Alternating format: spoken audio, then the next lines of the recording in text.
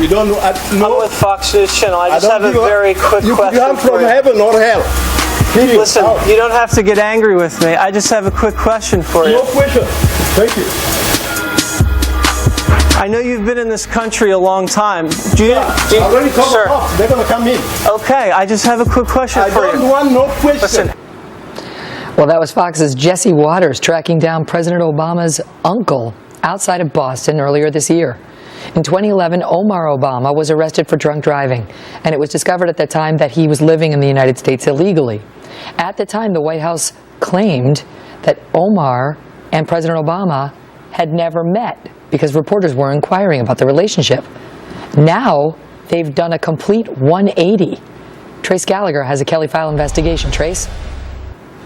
In fact, Megyn, when the president's uncle Omar was arrested for drunk driving back in 2011, not only did we first learn then that he was in this country illegally, but that's when we first learned that he was related to the president. In fact, when he was arrested, he was asked if he'd like to make a phone call, and he said, "I think I'll call the White House." But the White House then told the Boston Globe that there was no record at all of the president actually meeting his uncle Omar. Then, this week in the Boston Immigration Court, Omar Obama testified not only had he met his nephew, but Barack Obama even lived with him for a short time. Now the White House says there was no deception. They just couldn't find any evidence to support that the president had met his uncle. It's unclear exactly what evidence they were looking for. Even though Omar Obama was mentioned in the president's book, the White House says there was no mention of them ever meeting. Today, Press Secretary Carney pinpointed the actual problem. Listen to this.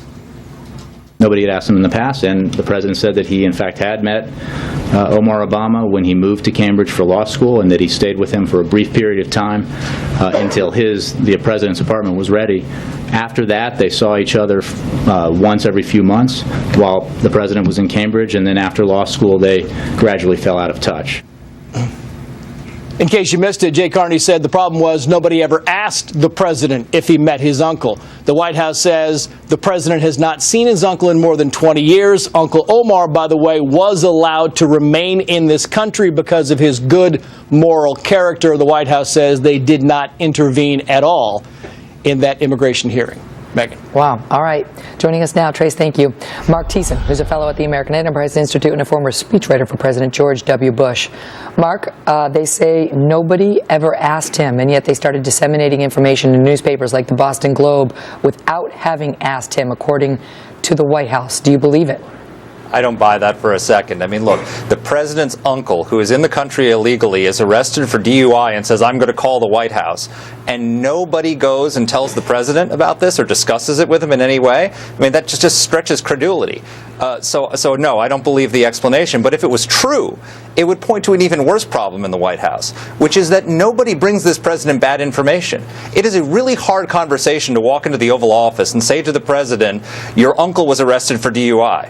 It's also very hard to walk into the Oval Office and say to the president, "The Obamacare website doesn't work." Or to say to the president, "You've been telling Americans they can keep their insurance, but it's not true. You have to stop." So either they're not having those conversations, or they're having them and disseminating false information anyway. Either way, there's a culture there that disseminates and encourages dishonesty. If this was not true, if what they're saying now is not true, and they did discuss it with the president, then it's a bald-faced lie. I mean, then if he told them, I know him, I'm related to him, and I lived with him for a few years and before law school, then it was just a bald-faced lie.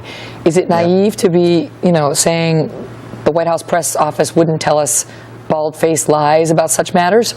I hope it's that it's not a bald-faced lie, but then what it means is nobody's telling the president these things. Nobody told the president the website doesn't work. Nobody told him after he said 30 times, "You can keep your health care plan." Nobody went to tell the president that's not true. I mean, they're not doing their jobs. It's part of the job to tell the president bad news. Is this, this didn't get a lot of coverage. Is this a story? It's a story because on its own it would be a one-day kerfuffle, but it's in the context of a series of lies. I mean, this is a president this is an administration that lied to the American people about Benghazi. They lied to the American people about Obamacare and whether they can keep their plans, and now we learn that they lied to the American people or misled the American people about the president's family. And so you've got a pattern of misinformation coming out of this administration at a time when the president even himself admits he's fighting to get his credibility back. A majority of Americans don't believe him. They say he's not trustworthy or honest. They say they think he deliberately, a majority say they think he deliberately lied to the American people when he said you can keep your health plan. So if he wants to regain his credibility, this doesn't help. Yeah, it doesn't come out at exactly the right time.